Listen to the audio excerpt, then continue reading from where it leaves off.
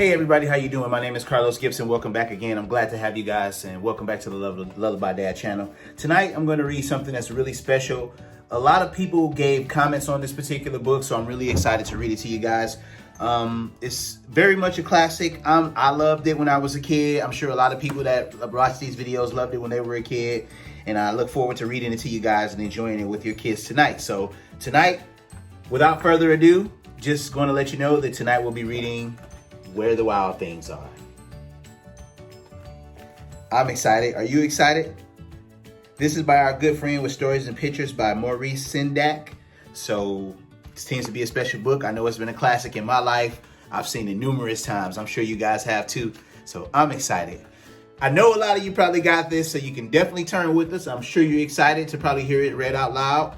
I know here at the Lullaby Dad channel, we look forward when we get great things like this because these are classics. They take us back to great times in our lives. So I'm excited to read this to you. But without further ado, as always, grab your books. Let's get reading. Where the Wild Things Are.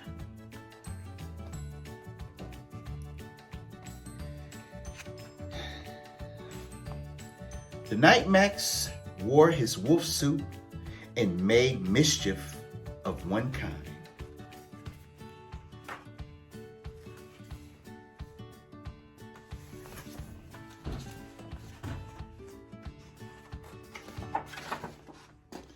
And another.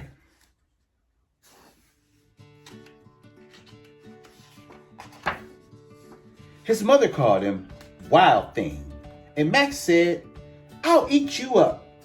So he was sent to bed without eating anything. Bad Max. That very night in Max's room, a forest grew. And grew until the ceiling hung with vines and the walls became the world all around.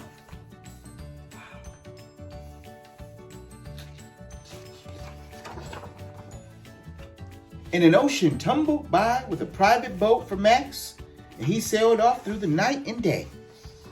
Look at Max, headed out on his boat.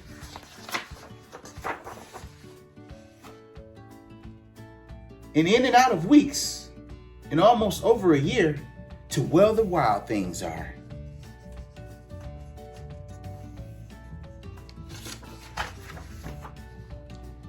And when he came to the place where the wild things are, they roared their terrible roars, and gnashed their terrible teeth, and rolled their terrible eyes, and showed their terrible claws. Till Max said, "Be still," and tamed them with the magic trick of staring into all their yellow eyes without blinking once. And then they were frightened and called him the most wild thing of all. Boy, Max got pretty tough on him, guys. Set those wild things down and made him king of all wild things. "And now," cried Max, "let the wild rumpus start."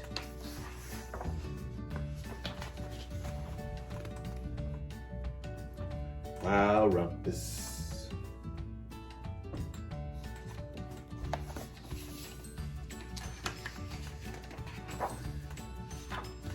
And they're rumpusing more rumpusing, making their way through the forest, causing mischief through the night. Wow.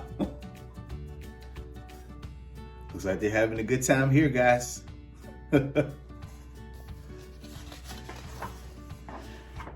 "Now stop," Max said, and sent the wild things off to bed without their supper. And Max, the king of all wild things, was lonely and wanted to be where someone loved him best of all. Then all around, from far away across the world, he smelled good things to eat. So he gave up being king of where the wild things are. But the wild things cried, "Oh, please don't go. We'll eat you up. We love you so." And Max said, "No."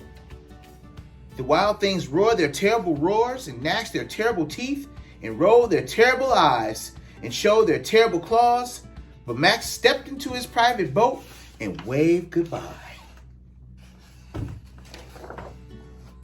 and sailed back over a year and in and out of weeks and through a day.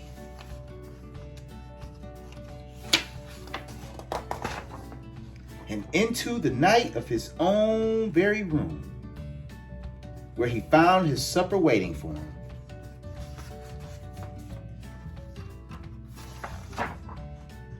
And it was still hot.